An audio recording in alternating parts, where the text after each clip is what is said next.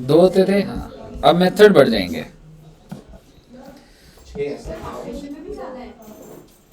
Foundation में, हाँ, ठीक है जी।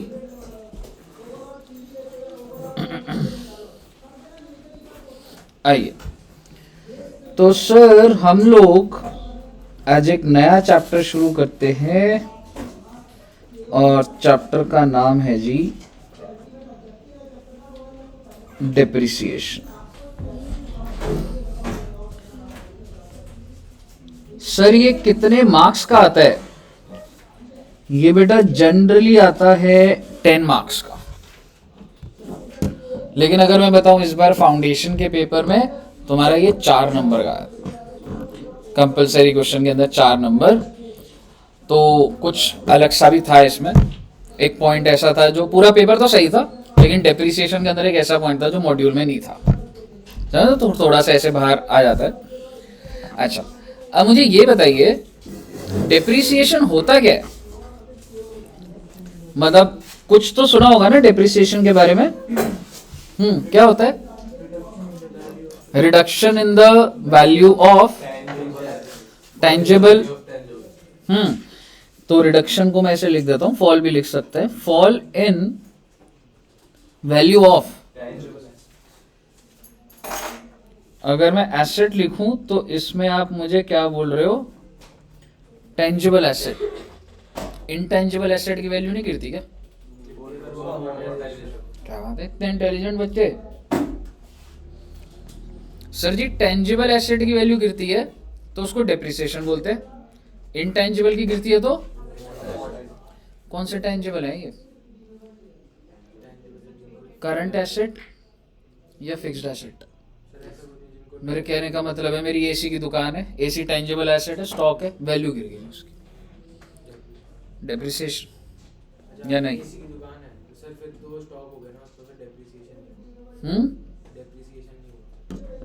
डेप्रिसिएशन होगा? नहीं होगा।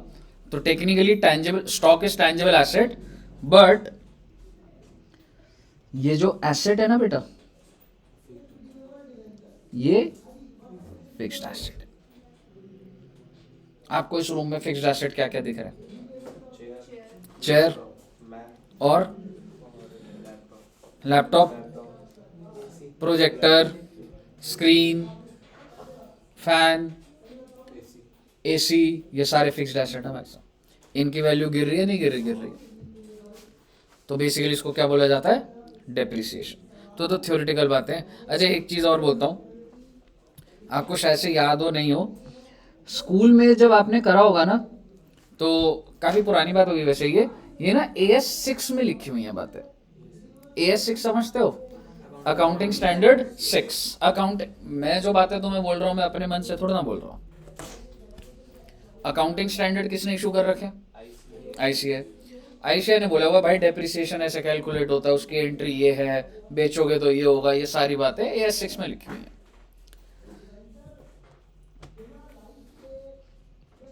अब नहीं लिखी हुई, अब ये AS10 में आ गई।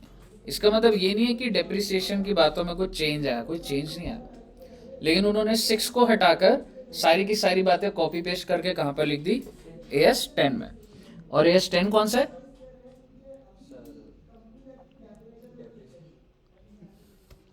AS10 सर मेसी की जर्सी।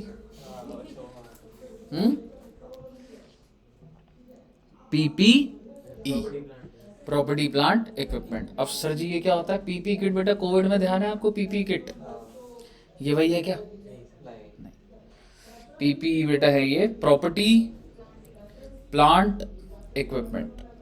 बड़ी बड़ी बातें हैं जी, इंटरमीडिएट में चलनी है ये। मुद्दे की बात समझो, फिक्स्ड एसेट का नया नाम क्या है? PPE। तो बेसिकली चाहे फिक्स्ड एसेट बोल लो चाहे PPE बोल लो, कहने की बात ये है डेप्रिसिएशन जो होता है वो fall in the value of PPE है। सर हम PPE कहाँ पढ़ेंगे सर जिंदगी में? AS10 में। PPE की डेप्रिसिएशन कहाँ पढ़ेंगे? AS10 में। तो टेक्निकली पहले AS6 में डेप्रिसिएशन था और 10 में फिक्स्ड एसेट था, PPE था। अब वो सारा डेप्रिसिएशन उठा के किस में डाल दिया? बस 10 में। समझ रहे हो? उसके ऊपर की डेप्रिसिएशन 6 में थी पहले, अब 6 से हटाकर उसको 10 में डाल दिया। क्लियर है सब? तो it is fall in the value of the tangible asset due to. Sir asset की वैल्यू क्यों गिर जाती है सर? एक बात बताओ, सपोज करो मैंने एक कार परचेज करी, मान लो होंडा सिटी परचेज करी, और बेटे जैसे ही मैं शोरूम से घर में लेकर आया ना, तो मैंने पहले घर का दरवाज़ा बड़ा करवाया। क्यों करवाया होगा? पार्किंग अंदर करूँगा। फिर बेटे मैंने ड्राइंग रूम का भी जो दरवाज़ा था ना, वो भी तोड़वा दिया, क्योंकि मैं इतना ऑब्सेस्ड था होंडा सिटी से। मैंने कहा ड्राइंग रूम में रखूँगा इसको। हाँ।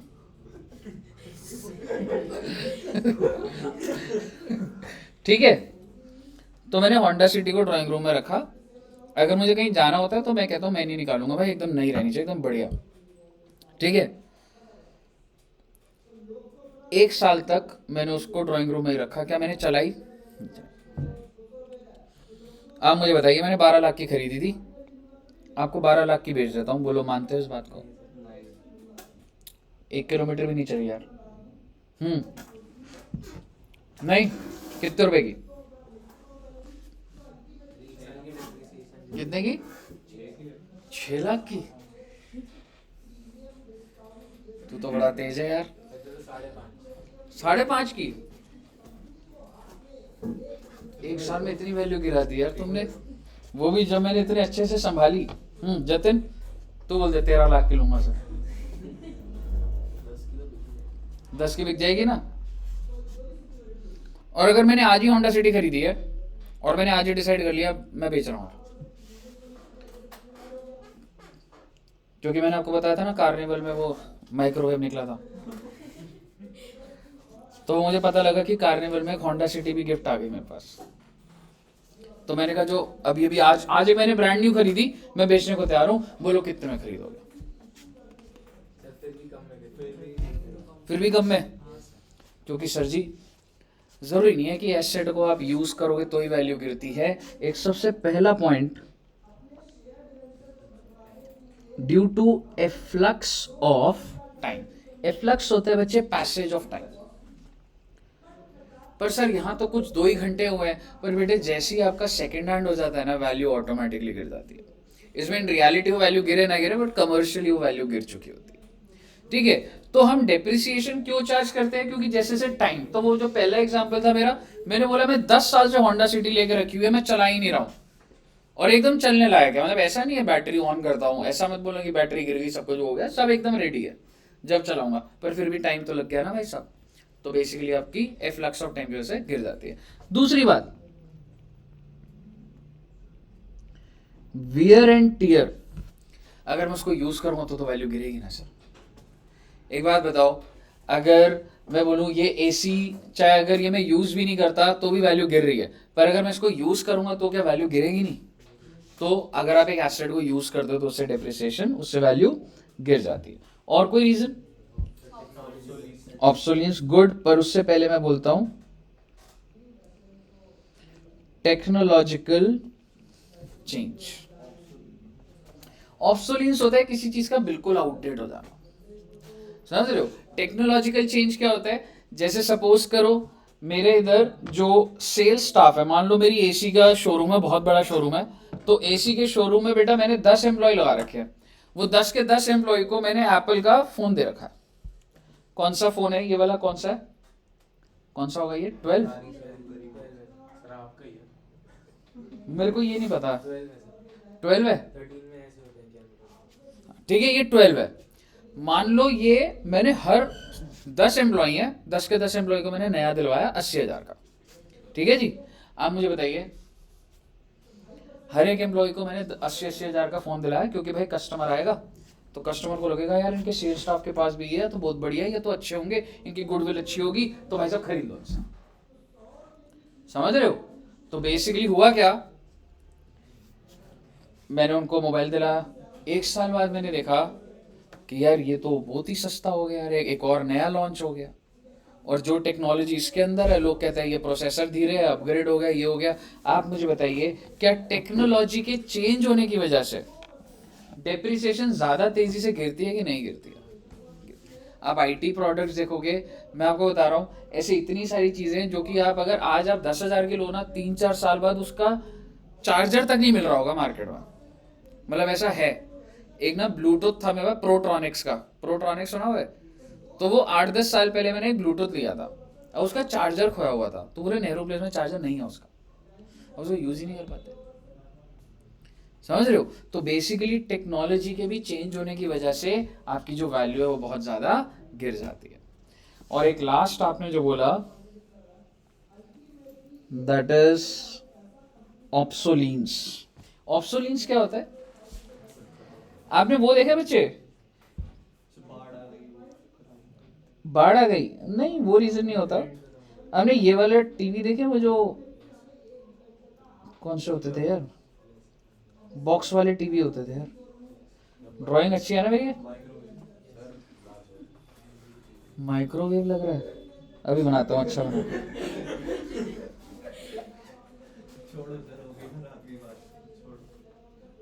ये रेगुलेटर अभी भी माइक्रोवेव ही लग रहा है। तिजोरी लग रही है अब। टीवी कैसे बनाऊं इसमें? ऐसे ऐसे कर दो, ऐसे एंटीना लगा दो। हाँ, अरे यार तो बम लगा।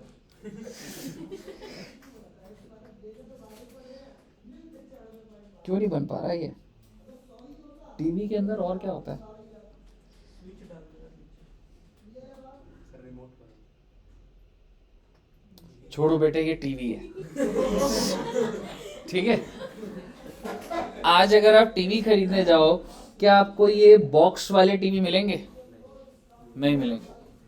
किसी के घर में है बॉक्स वाले टीवी वाला? नहीं है। है? पीछे पड़ा है। ठीक है, तो मेरे भी घर में ना, जब मेरे दादाजी थे तो वो इसी टीवी पे वो देखते थे, तो घर में अभी भी वो पड़ा हुआ है, एक जगह पर रखा हुआ है हम लोगों ने। चलता नहीं है, वो खराब है, बट वो रखा हुआ है। तो आप मुझे बताइए, अगर आज आप ये टीवी लेने जाओ तो मिलेगा आपको?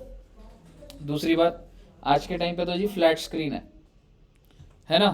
तो फ्लैट स्क्रीन टीवी है। और लैपटॉप, अगर मैं आपसे कंप्यूटर की बात करूं, तुमको क्या लग रहा है, वो वाले कंप्यूटर होते हैं, ये वाले, वो जो बॉक्स वाले जिसमें ये मॉनिटर कनेक्टेड होता है, मतलब ठीक है, कीबोर्ड और ये तो मिलते ही है, ठीक है। लेकिन मैं आपको बताता हूँ, जब हम लोग छोटे थे ना, तुम लोग आज के टाइम पर अगर कोई भी गेम वेम खेलनी है, कुछ भी है, लैपटॉप खरीदोगे, वीडियोस देखनी है, कितने रुपए का लैपटॉप आता है? कितने का? 50 का भी आता है, लाख का भी आता है, वो तो तुम जितने मर्जी पे चले जाओ, ठीक है। लेकिन अगर मैं रीजनेबल बात करूं, तो अगर तुमको काम चलाना है बस, तो 20 से 30 हजार में ठीक ठाक लैपटॉप आ जाता। 40 पे भी जा सकते हो, बचाओ तो फर्दर मतलब अपग्रेडेशन हो गई वो तो, ठीक है। हम लोग, मैं आपसे बात कर रहा हूँ बहुत साल पहले की, जब हो सकता है मैं 5th-6th में होऊंगा।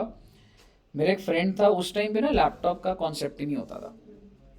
लैपटॉप हो गया मतलब भाई कोई बहुत बड़ा ऑफिस का सीईओ होगा जिसके पास लैपटॉप है, समझ उसको काम इतना है जिंदगी, सारे वेले नहीं तो, समझ रहे हो? तो मेरे फ्रेंड ने ना ये कंप्यूटर खरीदा था। तो आपको पता ही, अगर 5th क्लास में आपके दोस्त ने कंप्यूटर खरीद लिया, तो बोले भाई गेम खेलेंगे इस पे, समझ रहे हो? तो हम उस दोस्त से ना झगड़ा ही नहीं करते थे, ठीक है। अगर वो क्रिकेट खेल रहे हैं, वो आउट हो गया, ठीक है, तो कोई दिक्कत नहीं भाई, क्योंकि क्रिकेट खेलने के बाद ब्रांड लारा क्रिकेट ऑनलाइन होता, खेला किसी ने? गेम कौन सी खेलते हो? एंग्री बर्ड्स तो अभी भी चलती है, एंग्री बर्ड्स, ठीक है। सो बेसिकली ना, पहले ना ब्रांड लारा क्रिकेट होता था बहुत फेमस, उसमें दोनों एक साइड मतलब क्रिकेट का वो होता था, तो अच्छा होता था। तो मैंने अपने दोस्त से ये पूछा था, मुझे आज भी याद है, उसने ये 80,000 का खरीदा था। क्या इसमें सीडी का जगह था? नहीं था, फ्लॉपी का जमाना था बेटा। फ्लॉपी देखी है आपने कभी? देखी भी नहीं है तुमने शायद से। फ्लॉपी होती थी, पता है कितना मेमोरी स्पेस होता था इसमें? 2 MB होता होगा या कुछ ऐसे होता, बस, समझ रहे हो? और जब वो कॉपी पेस्ट करता था ना, ऐसे आवाज आती थी, फैन ऐसे घूम रहा होता है, पता नहीं क्या हो रहा हो, समझ रहे हो? तो इस टाइम पर 80,000 रुपए का था। आज अगर आप वही स्पेसिफिकेशन लेने जाओगे, तो बेसिक वाला जो है ना, वो आ जाए। कहने का मतलब है आज के टाइम पे बहुत सारी चीजें ऐसी हैं जो हो सकता है आपके घर पर हो लेकिन वो मार्केट में अवेलेबल ही ना हो। समझ रहे हो? जैसे कि एक और चीज मेरे दिमाग में आ रही थी, चेतक स्कूटर होता था, देखा किसी ने वो स्कूटर? आज के टाइम पे खरीदता है कोई? कोई नहीं खरीदता सर। या तो आपको अगर लेना तो आप एक्टिवा ले लेते हो, बाइक ले लेते हो, ठीक है? तो वो चीजें गायब हो चुकी हैं पूरी। उसको क्या बोला जाता है? ऑब्सोलेंस। किसी चीज का एकदम आउटडेट हो जाना, एकदम बाहर हो जाने से भी आपकी वैल्यू क्या हो जाती है जी? गिर जाती है। So it is due to fall in the value of the asset due to these factors. अब मेरे को आप बता दीजिए, इट इज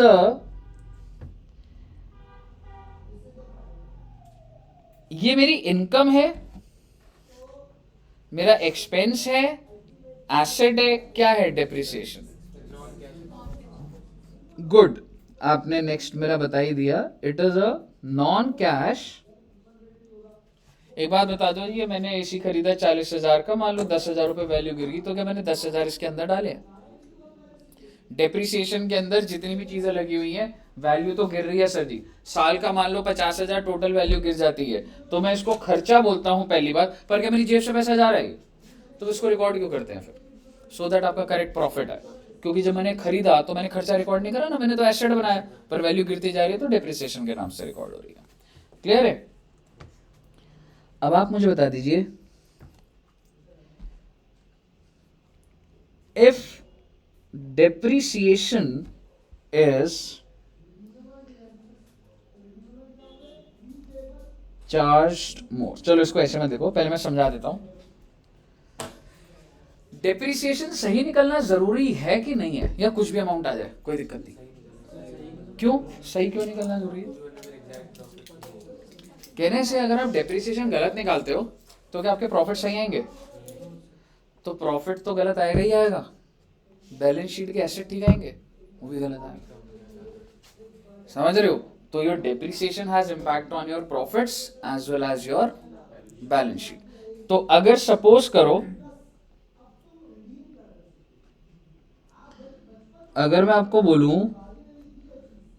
करेक्ट डेप्रिसिएशन है 100,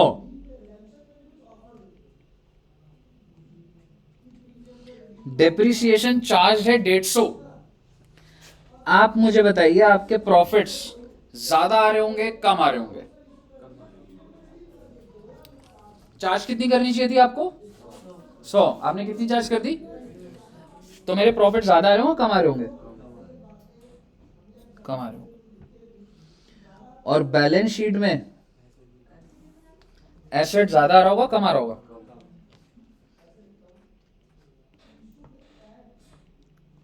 अब बताइए।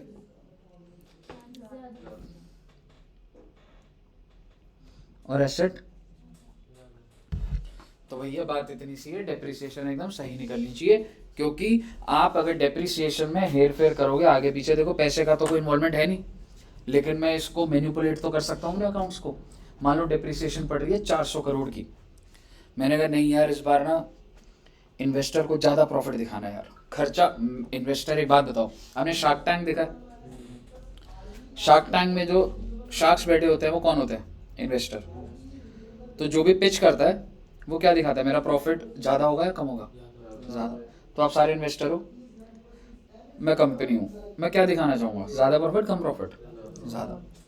तो मुझे दिख रहा है 400 की डेप्रिसिएशन, 400 करोड़ की, मैं उसको 250 करोड़ पे ले आऊंगा, रेट कर, मैं कहूंगा नहीं गिर रही भाई वैल्यू, पैसा भी कहीं इन्वॉल्व नहीं, सिर्फ एक एंट्री।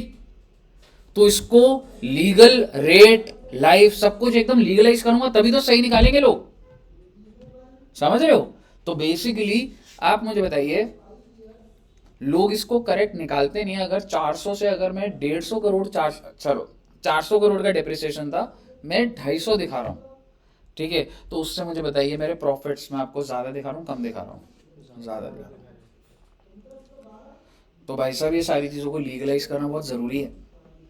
कौन सा? ये जो एसी है ना, ये कंपनीज एक्ट के अंदर लिखा हुआ है इस पे क्या रेट है, और आप जो भी एसेट सोच सकते हैं उसमें लिखा हुआ है क्या रेट। लाखों करोड़ों एसेट है, एक सिस्टम बना रखा है कुछ कि क्या है। मुझे बताइए, क्लियर है यहां तक? चलिए, तो ये तो हो गई बच्चे सारी की सारी आपके साथ थ्योरेटिकल बात कि भाई डिप्रिसिएशन होता है fall in the value of the asset, ये कारण है, नॉन कैश एक्सपेंस होता है, और करेक्ट होगा तो सही है, ज्यादा कम होगा तो क्लियर है।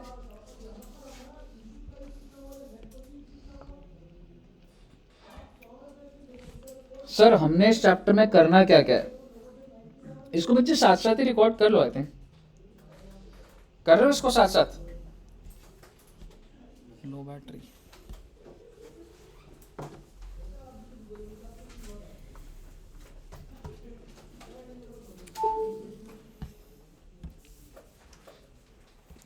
चलिए, तो सर डेप्रिसिएशन में एक बार मैं ये लिख देता हूं, फिर नोट कर लेना, चलो कोई बात नहीं। डेप्रिसिएशन में सर हम लोगों ने सीखना है सबसे पहले जर्नल एंट्रीज, और जर्नल एंट्रीज भी alternative number 1 and alternative number 2, दो ऑल्टरनेटिव। ये क्या होता है छोड़ो ना बेटे, तो क्वेश्चन पे आएंगे तो देखेंगे।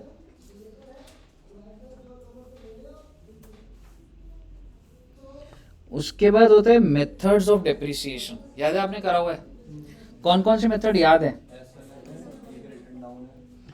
सर? एक होता था SLM, एक होता है WDV, और भी करेंगे बेटा।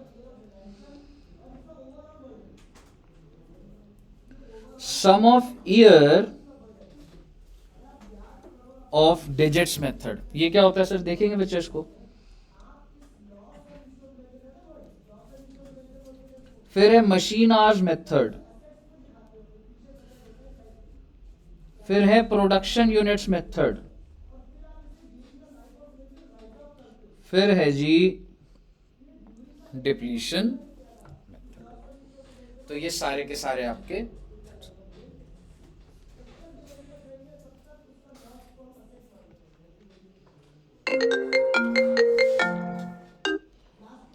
सर। और क्या होगा, क्या मैं कह सकता हूं जब आप सेल ऑफ फिक्स्ड एसेट करोगे तो उसका क्या ट्रीटमेंट होगा? सेल करता हूं जब मैं, तो प्रॉफिट या लॉस आएगा उसको कहां पे दिखाऊंगा मैं? P&L। ठीक है, अगर आप फिक्स्ड एसेट को बेचते हैं तो जो भी होता है book value sale value difference आता है P&L में आता है।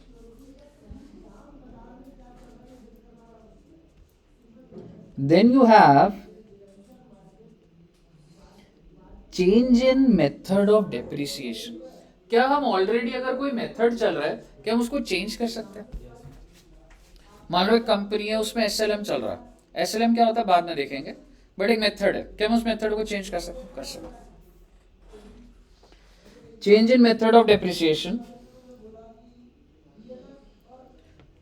Change in life of asset. पहले मुझे लगता था ये एसेट की लाइफ है 10 साल, अब मुझे लगने लग गया नहीं भाई तो 6 साल ही बचा है।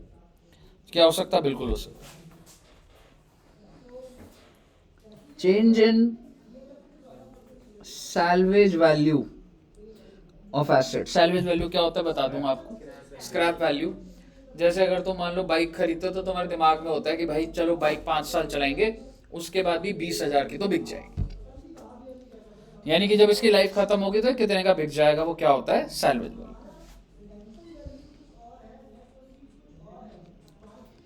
And last is revaluation of fixed asset.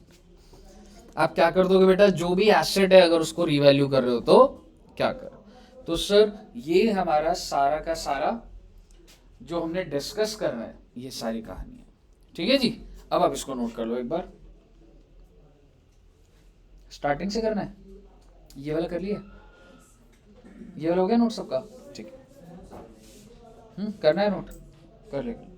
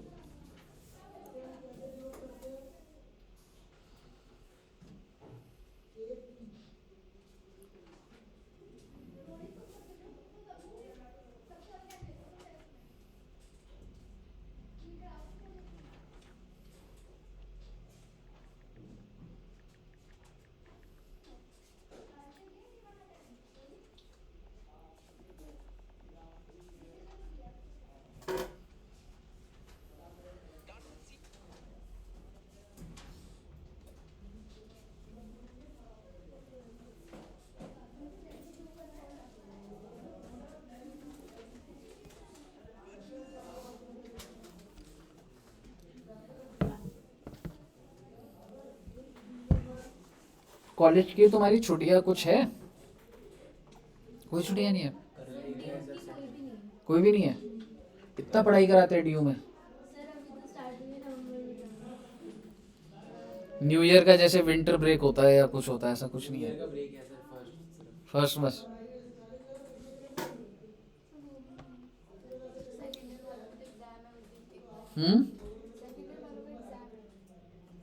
First को बताओ यार, स्टूडेंट लाइफ टफ होती है यार। पूरा देश न्यू ईयर मनाएगा, बच्चे पेपर दे रहे हैं, बताओ। जतिन जी पढ़ाई कर रहे हैं ना आप? टॉप करना है तूने?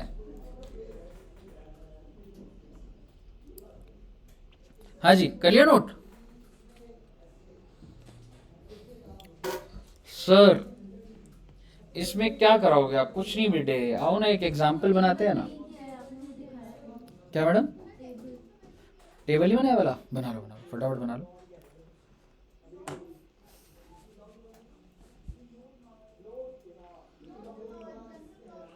हर्ष बड़े दिनों बाद आ रहा है। ऑनलाइन क्यों था? घर में बताऊं तेरे ऑनलाइन? घर में पता है? पता है, देख ले। अभी तो घर पे था।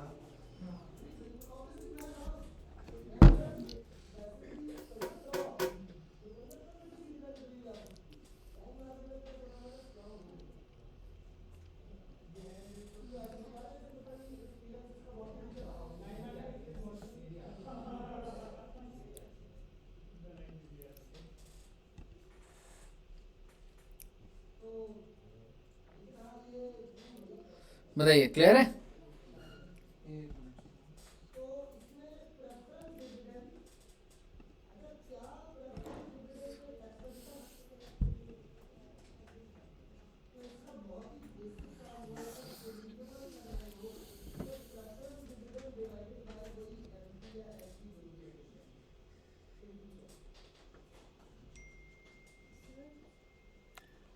हाँ जी मैडम।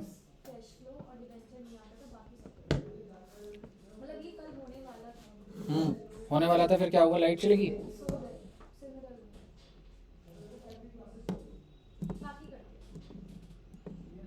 चलो ठीक है, कर लो इसको खत्म। इजी टारगेट था क्योंकि ये तो कर लेना पक्का से। तुम्हारा भी ये जो दूसरा मॉड्यूल है ना, वो सेम है। फर्स्ट वाले में तो ये मैच नहीं हो रहा था। नहीं नहीं, अब इनका जो नेक्स्ट है ना, departmental, hire purchase, branch, single entry, ये सारा है वन में। तो अब आप वो 12 जनवरी को दे देना, समझ रहे हो? 12 जनवरी को जो आप लोग के टॉपिक हैं वो वाले होंगे।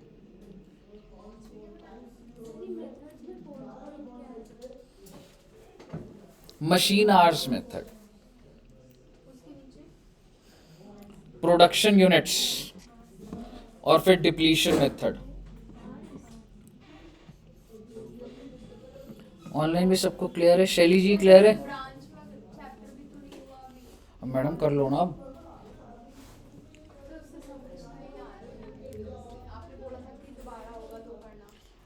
होगा तो सही, जनवरी में होगा। चलो ब्रांच के अलावा बाकी दे देना।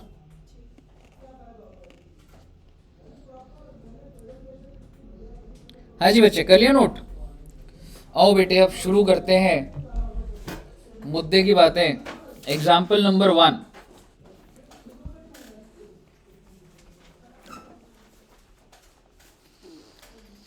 तो सपोज करो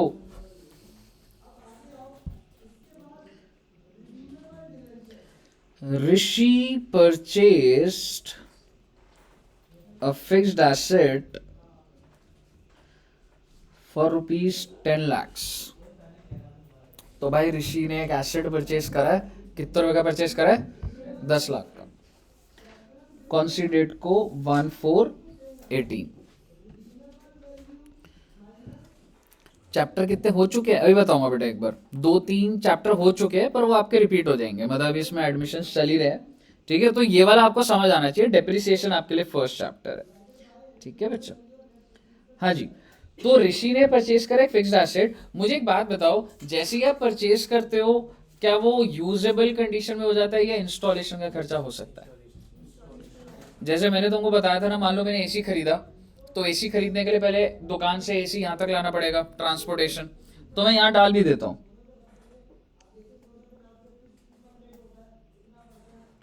ट्रांसपोर्टेशन का खर्चा 50,000 का,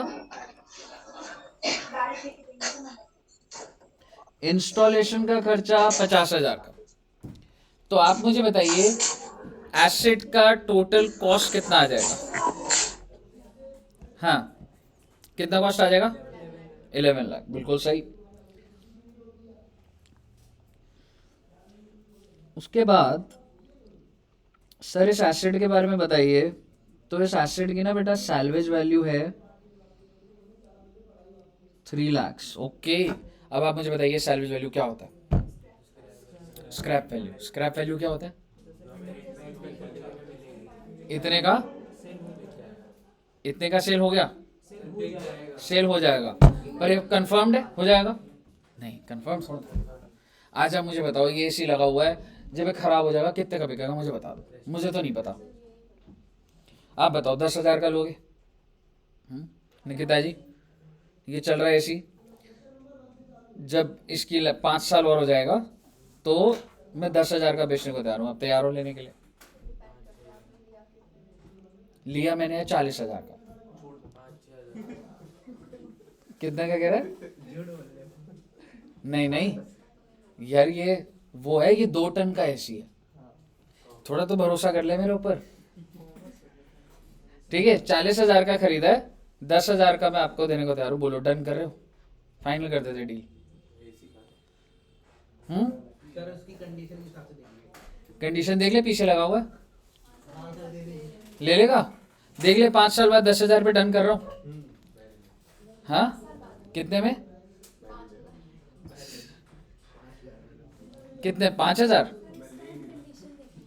उस टाइम देखोगे तो टेक्निकली कह सकता हूँ कि आज ये फाइनल हो सकती है बात? नहीं हो सकती। तो मेरा सिर्फ एस्टिमेट है जी। उस टाइम हो सकता है 15 का बिके, उस टाइम हो सकता है 4 का बिके, हो सकता है 2 का बिके, हो सकता है 5 साल जीवित ही ना रहे। समझ रहे हो? खराब हो जाए और वो है, समझ रहे हो? तो सैल्वेज वैल्यू क्या होता है? ये आपकी एक एस्टिमेटेड वैल्यू होती है कि जितनी भी लाइफ है उसके बाद इतना आपको मिल जाएगा। सर लाइफ तो बताई नहीं आपने। बेटा लाइफ ले लो 5 साल, यानी कि ऋषि ने जो एसेट खरीदा है, कितने रुपए का एसेट खरीदा है? 11 लाख का। वो कितने साल चलेगा जी? 5 साल। 10 लाख, पर ये भी जो होता है ना वो कॉस्ट में जुड़ जाता है। समझ रहे? तो लाइफ कितनी है? 5 साल।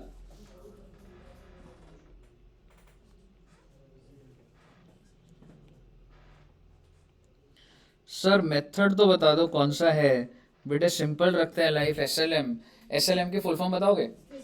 Straight line method. क्या होता है इस मेथड के अंदर? जो डेप्रिसिएशन होती है वो हर साल सेम रहती है। गुड। तो उसके बाद मैं लिख रहा हूं ऑन 1 अक्टूबर 23, 19, 20, 21, 22, 22 कर दो इसको।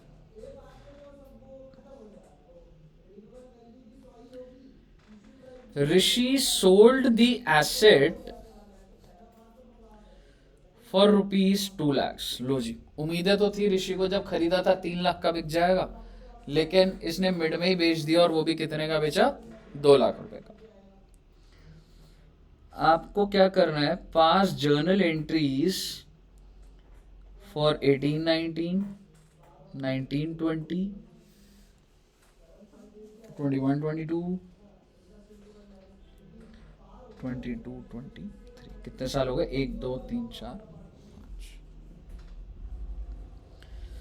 सर ये कैसे होगा? देखो पहले ना मैं तुम्हारे को ना कुछ, चलो मैं सिस्टम से बोलता हूँ। मेरे आपसे कुछ सवाल है, कुछ टर्मिनोलॉजीज हैं। What is the original cost of the asset? Original cost होता है तुमने कितने में खरीदा। 10 लाख। और इसका करेक्ट आंसर है, इंस्टॉलेशन जोड़ के ही बोलोगे बेटा, 11। क्योंकि जब तक आपका एसेट रेडी नहीं होता है, तब तक जो भी खर्चा होता है that is added in the cost of the asset, और ओरिजिनल कॉस्ट क्या हो गई जी मेरी 11 लाख। सैल्वेज वैल्यू कितनी है? चलो अच्छा, मैं सैल्वेज वैल्यू की बात नहीं कर रहा, ओरिजिनल कॉस्ट सबको क्लियर है? मेरा आपसे एक छोटा सा सवाल, आंसर आप दे देना मुझे। मैंने एक एसेट खरीदा 100 रुपए का, एसेट की लाइफ है 5 साल, बाकी और कोई डिटेल नहीं है, हर साल की डेप्रिसिएशन बता दो। 20, सबका आ गया 20? कैसे निकाला आपने? आपने 100 ऊपर रखा और नीचे क्या लिख दिया, तो हर साल 20-20 रुपए।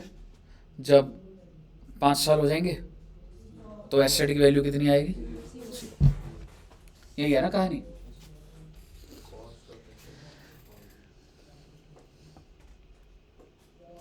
डेप्रिसिएशन पर ईयर, तो इस केस में मैंने कितने का खरीदा है? लाइफ कितनी है? लेकिन बेटे एक चीज माइनस कर दूंगा, 3 लाख। सर ये क्या बात हुई? मुझे बताओ मैंने एसेट कितने का खरीदा? 11 का, और मुझे ये उम्मीद है कि जब 5 साल हो जाएंगे तो मुझे कितने वापस मिल जाएंगे? तो मेरे दिमाग में मैं सोच रहा हूं मेरा खर्चा तो 8 लाख का है सर, समझ रहे हो? मैंने दिए, देखो मैंने जेब से कितने निकाले हैं, जेब से 11 ही निकले हैं मेरे। ऐसा मत सोच लेना तुम दुकानदार को 8 लाख दे के आ रहे हो, समझ रहे हो? दुकानदार कहेगा भाई साहब आप खरीदने आओ, बाद में जो करना आपकी वो हम तोड़ना कोई वो है। आपने दुकानदार को कितने दिए? 11 लाख रुपए। लेकिन आपके दिमाग में ये इल्यूजन है कि नहीं यार ये इतने का तो बिक जाता है, तो मोटा मोटी तुम्हारा खर्चा कितने का हो रहा है? 8 लाख का। उस 8 लाख को बेटे तुम 5 साल में बिछा रहे हो, बिकॉज ये जो भी खर्चा हो रहा है it is to be apportioned in 5 years equally, because this is SLM method.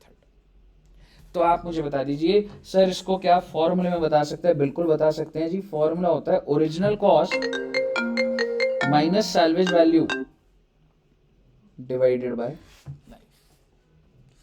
आपकी ओरिजिनल कॉस्ट है 11 लाख, सैल्वेज वैल्यू है 3 लाख, लाइफ दे रखी आपको। तो क्या आप मुझे बता सकते हैं कितने रुपए की डेप्रिसिएशन आ रही है? 1 लाख। अभी दिमाग ज्यादा नहीं लगाना हमने, मैं आपको ये दिखाना चाह रहा हूं कि आपको ना अकाउंटिंग से पहले पहले कॉन्सेप्ट में ग्रिप होनी चाहिए। पहले आप मुझे बताइए आपने एसेट खरीदा कितने का? बैलेंस शीट में जब तुमने खरीदा कितने का आएगा? 11 लाख। ये एसेट कितने साल चलेगा जिंदगी में? 1, 2, 3, 4, 5। सर हमने बेच दिया ना, छोड़ो ना बेटे बेचने की बात को, लॉजिक क्लियर होना चाहिए पहले। मैं तुमसे सीधा पूछता हूं, दिमाग बच्चों में है, डेप्रिसिएशन जो लगानी है वो लग जाएगी अभी। मैं तो सीधा एक सवाल पूछ रहा हूं, इस दिन आखिरी दिन बुक्स के अंदर कितनी वैल्यू आ रही होगी? 3 लाख। कितने बच्चों को 3 लाख दिख रहा है? दिख रहा है तुम्हें? तो यहाँ लिखा हुआ है 3 लाख दिख रहा है जतिन को? ऐसे नहीं है इधर दिख रहा है। कैसे 3 लाख का लॉजिक?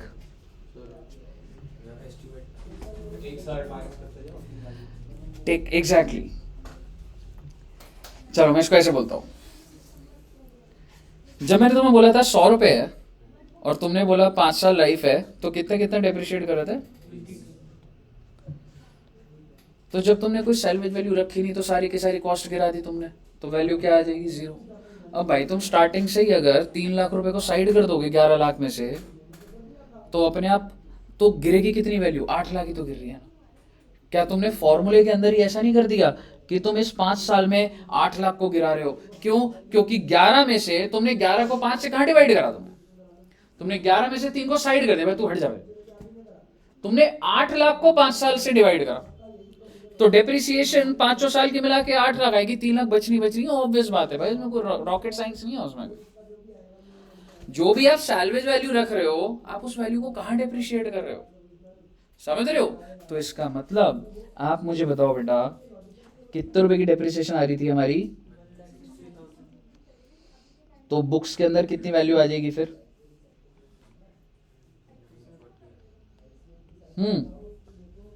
9 लाख फिर कितनी वैल्यू गिराओगे, फिर कितना आ जाएगा, फिर गिराओगे जी 1,40,000, ओके 6,20,000, फिर आई एम सॉरी 1,60,000 है, 1,60 ही करा था ना, हाँ, फिर दोबारा 1,60 और फिर दोबारा जब 1,60,000 करोगे, ये कोई हमें ईयर आफ्टर ईयर करने की जरूरत नहीं है, ये ऑब्वियस बात है कि जो मेरी सैल्वेज वैल्यू वो लास्ट में बच जाएगी, समझ रहे हो सर। बट अब हम क्या करेंगे सर, बेटा मैं एंट्री डलवाता हूं तुम्हें, मुझे बता दीजिए सबसे पहले दिन कौन सी डेट थी सर जी, 1 अप्रैल 18, मुझे बता दीजिए आपने एसेट खरीदा है 11 लाख रुपए का, क्या एंट्री डालोगे आप, fixed asset debit to bank 11 lakh, और अगर मैंने उधारी पे लिया होता तो fixed asset purchase on credit, तो fixed asset to creditor, yes और नो, हाँ जी अजहर जी एंट्री क्या बनेगी बता, अगर उधारी पर है तो,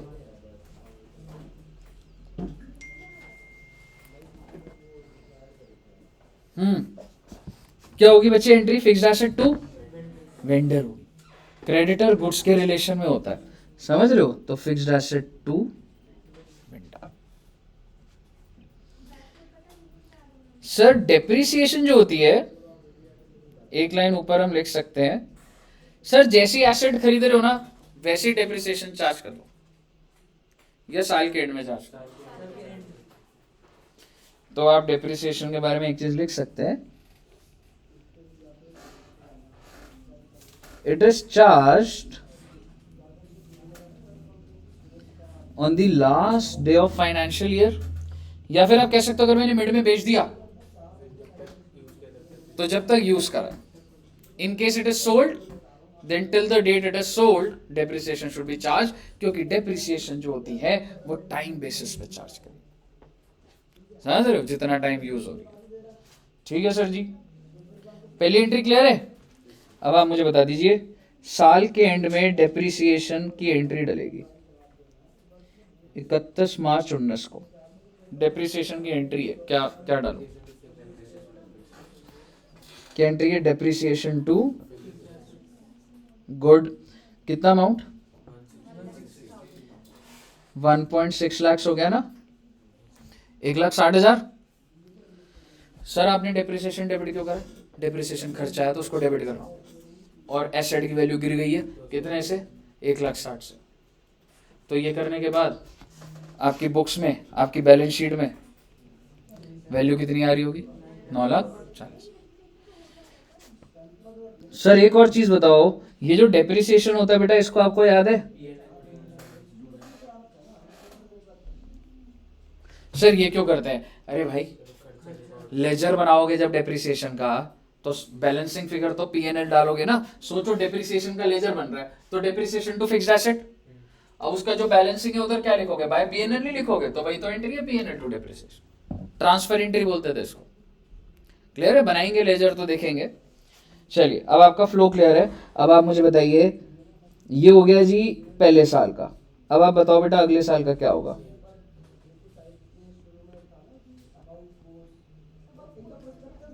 March 20 को क्या होगा बच्चे, डेप्रिसिएशन टू 1.6 लाख, और इसको कहां भेज दूंगा मैं,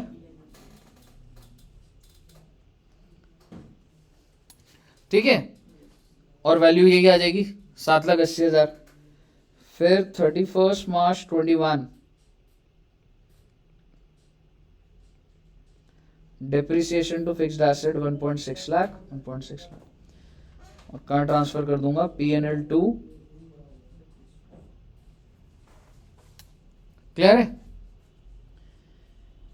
सर, हमने बेचा कब था एसेट, भूल मत जाना, 1 अक्टूबर 22, तो चलो ये वाले में तो डली जाएगी ना अभी, क्योंकि ये तो क्या है जी, हमारा 31 मार्च 22 है अभी, तो क्या मैं यहाँ पे सेम लिख दूं, depreciation to fixed asset and PNL to sir. यहां पर हमने एसेट को बेच दिया है, कौन सी डेट को बेटा, 1 अक्टूबर 2020। मेरा आपसे सवाल, यहां तक तो तुम डेप्रिसिएशन लगा चुके हो, क्या इस पीरियड की डेप्रिसिएशन लगेगी? बिल्कुल लगेगी। कौन सी डेट को? गुड, 1 अक्टूबर को एक एंट्री डलेगी, डेप्रिसिएशन टू कितने रुपए रे? हाँ, 1,60,000 अगर पूरे साल का है तो 80,000 आधा होगा ना जी, 6 महीने बन रहा है भाई साहब। ये जो पीरियड है ये 6 महीना है, तो डेप्रिसिएशन पूरी थोड़ा ना लगा दोगे। मेरा आपसे एक छोटा सा सवाल, आपकी बुक्स में वैल्यू क्या आ रही होगी? मैं बेच नहीं रहा अभी, लेकिन मैं पूछ रहा हूँ बुक्स के अंदर क्या वैल्यू? 380 क्लियर दिख रहा है। 4,60,000 तो मैंने निकाली दी थी, 80,000 और वैल्यू गिर जाएगी, 380। तो मैं छोटी सी बात लिख रहा हूँ, 1/10/22 को एंट्री वेंट्री छोड़ो, मुझे बताओ बुक्स के अंदर वैल्यू कितनी है? तुम्हारी सेल वैल्यू कितनी है? तुमको क्या दिख रहा है, प्रॉफिट है लॉस है? भाई साहब लॉस हो गया आपको 1,80,000 का, और इसको एंट्री में कैसे डालूंगा मैं? बैंक में कितना आएगा बेटा? और आप मुझे बताइए मेरा फिक्स्ड एसेट कितने से बाहर करूंगा मैं? 380। मेरी बुक्स के अंदर 380 है, आज वो चला गया है तो 380 से क्रेडिट करूंगा ना बच्चे। और इसको आप पीएनएल बोल लो या loss on sale of fixed asset बोल लो, ठीक है, एक ही बात है। 1,80,000 लॉस ऑन सेल ऑफ, कहिए साहब, क्या आपको पूरा का पूरा फ्रेमिंग क्लियर है? एक बार बनाना है बेटा आपको, मतलब तुम वैसे लाइन से भी कर सकते हो, जैसे ठीक लगे वैसे कर लो, ठीक है। एक बार इसको पूरा रिकॉर्ड कर लो।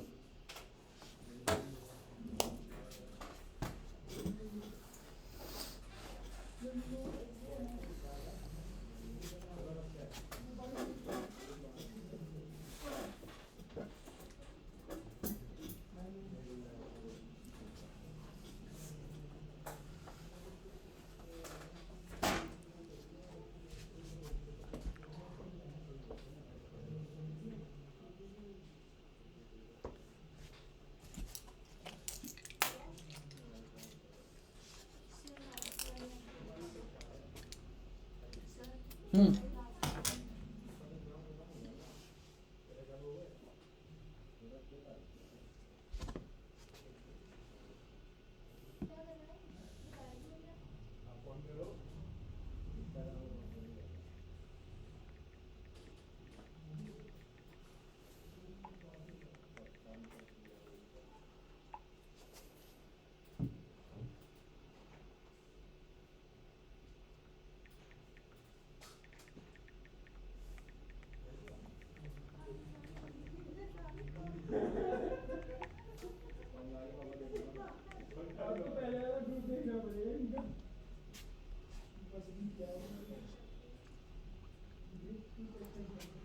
कर दिया रोशन ने, बना ली एंट्री।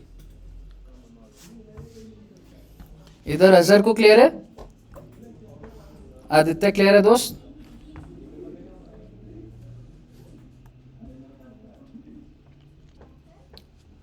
महक जी क्लियर है? सर क्या आप इसका लेजर बना सकते हो? बनाना आता है? ईयर वाइज एक बार बना दो, देखते हैं डेप्रिसिएशन और फिक्स्ड एसेट दोनों का।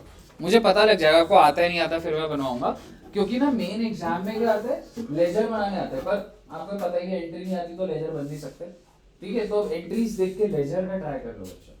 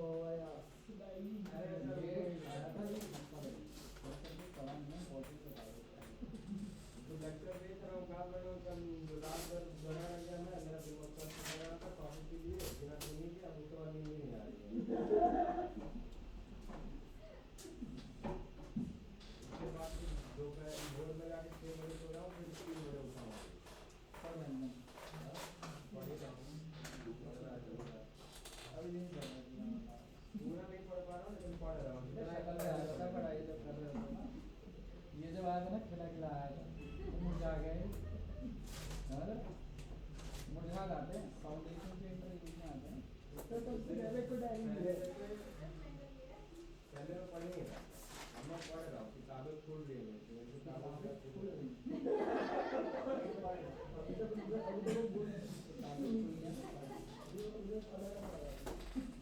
अभी वो बीच में कलम के निशान आए हैं, ऐसे निशान तो कुछ निशान उसको लगा। देखेगा तो बोलेगा कि हाँ क्या पढ़ रहा है। इसके पहले देखो लाइन जमा करेगी। कितने दिनों से हाइलाइटर का निशान चल रहा है? अगर पास हो गया तो मुझे खुद पे वो हो जाएगा, मतलब 20 दिन में मैंने पूरा पेपर किया। तो अगर पास हो गया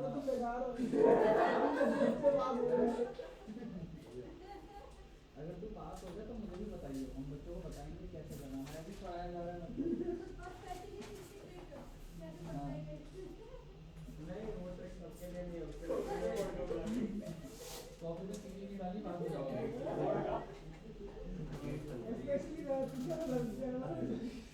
कितना सोना पड़ेगा?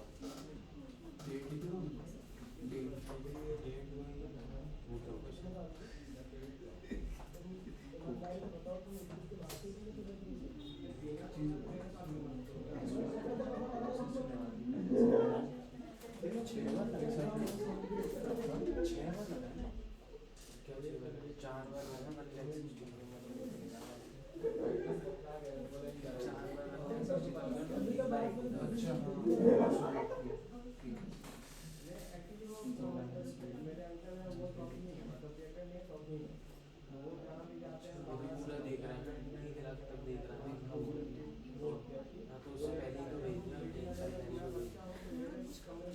पूरे 5 साल कंप्लीट होने थोड़ी। तो 5 साल कंप्लीट नहीं है, पर पूरे 5 साल में तो आधा डेट लगा है। 5 साल में तो लगा, 4th ईयर में लगा ना, 5th ईयर का कुछ नहीं हुआ। 5th ईयर तक तो गए ही नहीं ऐसे, पूरा समझ गया। तो मतलब 5 बार लगा, 4 1,80,000 का और 1,80,000 का मैंने।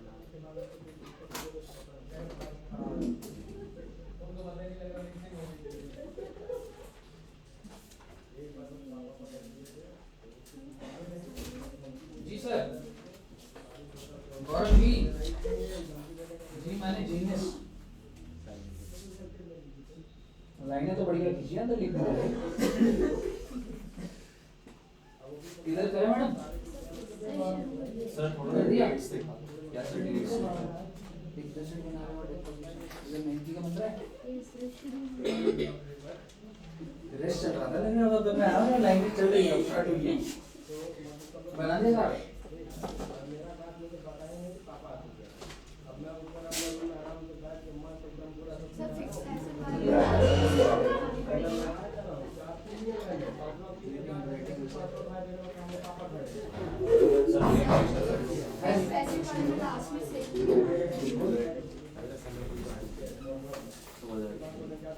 लाइनें बना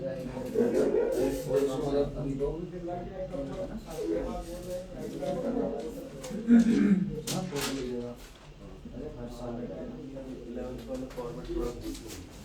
हाँ मतलब ये तभी एक बार ना बढ़ रहा है ना, आगे से भी ट्राई कर। ये बताएगा मेरे प्रतीक ने क्या बनाया? सर मेरा 1.5 डेट का कौन इतना बड़ा और लिख भी नहीं डेट। डेट में बड़ा था, डेट प्रॉपर लिखूंगा, लेकिन नहीं लिखता। मेरे को लगा आता है मुझे। ब्रांड डेप्रिसिएशन कैरेट ऑन, हाँ लिख तो सही है, ठीक है। बना के इसमें है नहीं, ये तो ये वाला कर दो ना, डेप्रिसिएशन टू फिक्स्ड एसेट और पीएनएल उस तरफ है, समझ रहे? ट्राई करो एक बार।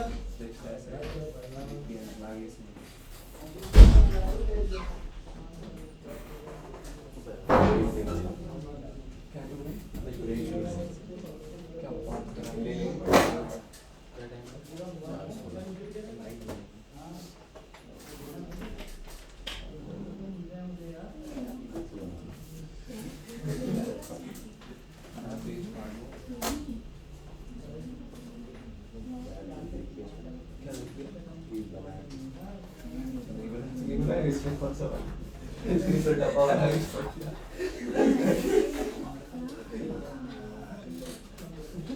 टू बी कंटिन्यूड देख रहे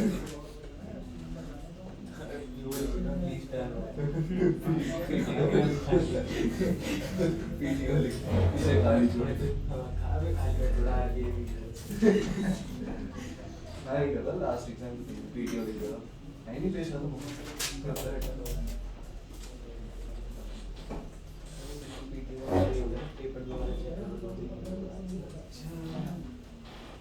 ऐसे होता है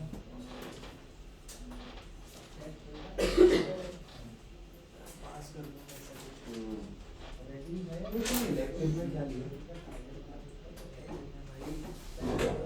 मैं सोच रहा हूँ स्टैटिक्स ना मैंने बेसिक स्टैटिस्टिक्स मैं सोच रहा हूँ वो भी लो काम ठीक लग रही है उसका बोर्ड सिमिलर है सेम टॉपिक्स कितना जी? हो गया दोस्त?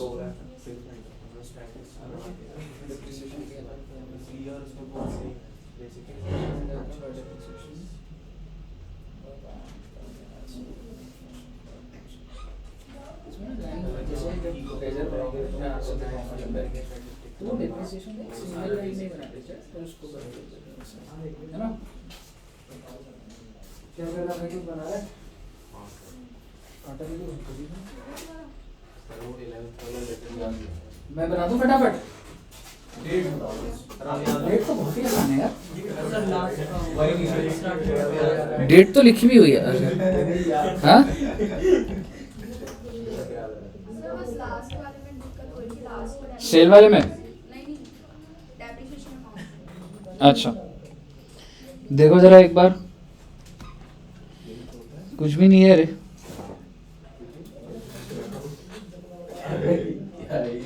भाई एक में 80,000 की हो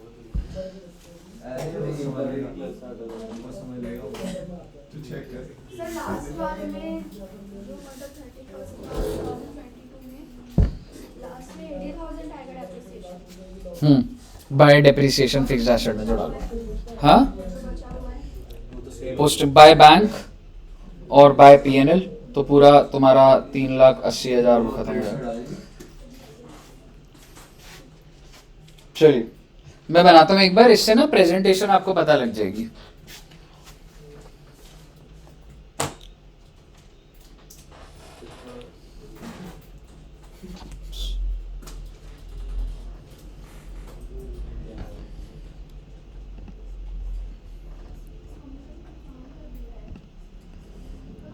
आओ अच्छा देखो भाई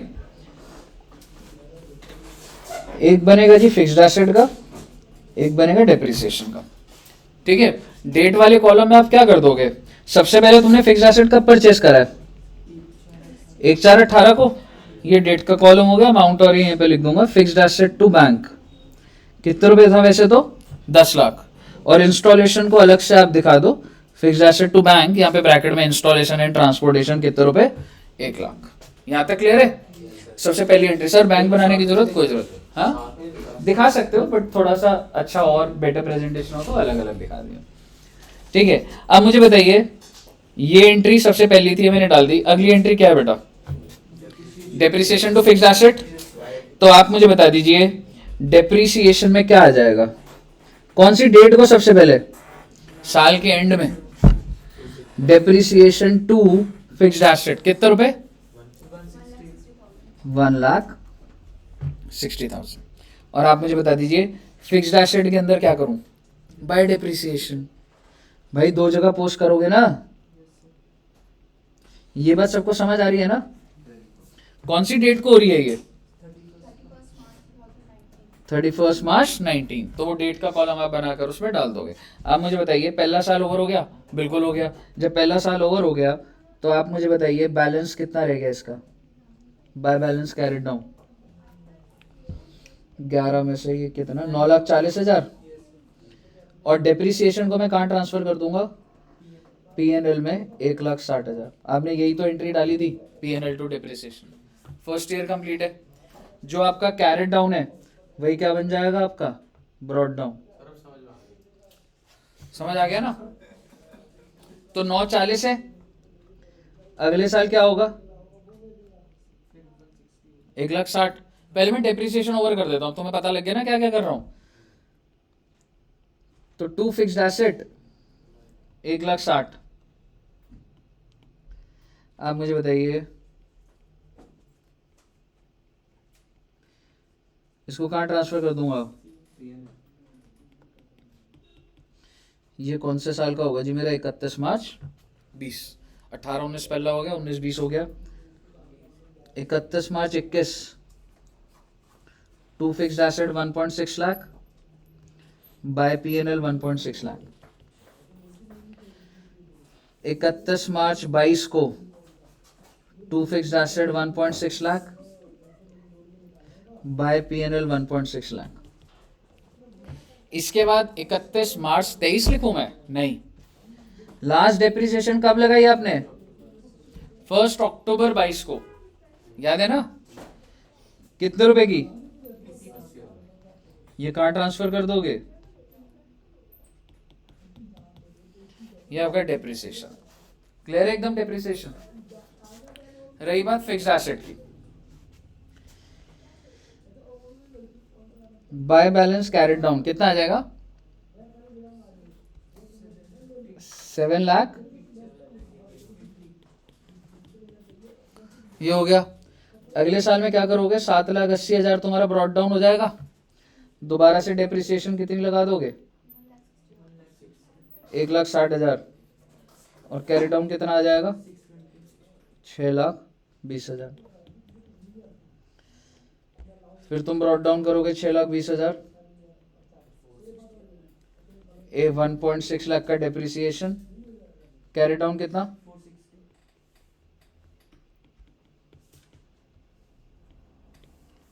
फिर तुम्हारा ब्रॉड डाउन हो गया 4,60,000।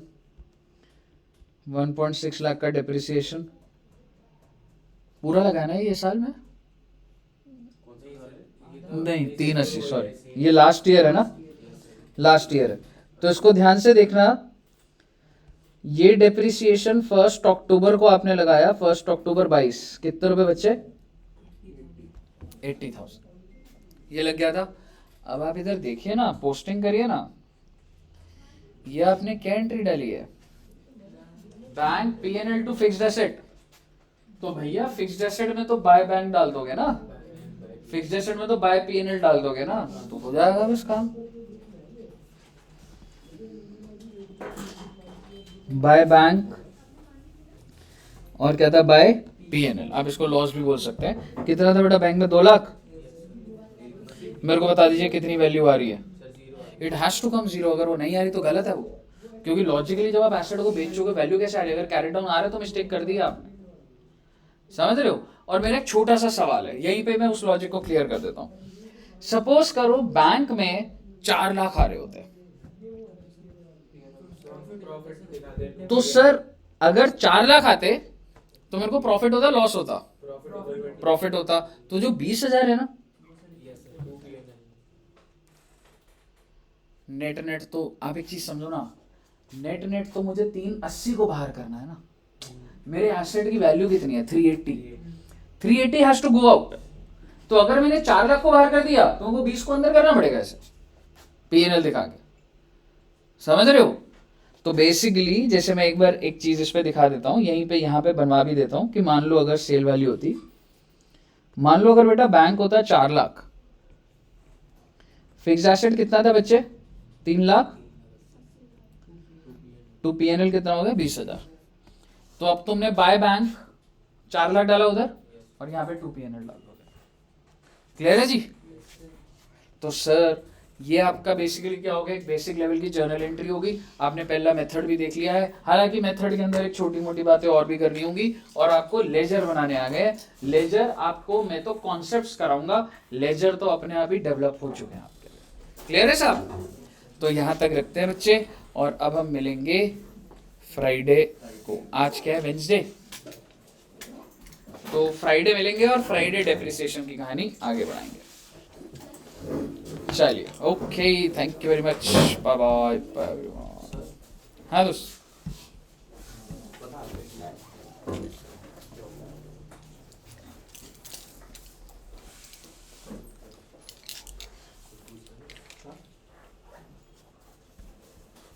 क्या हुआ?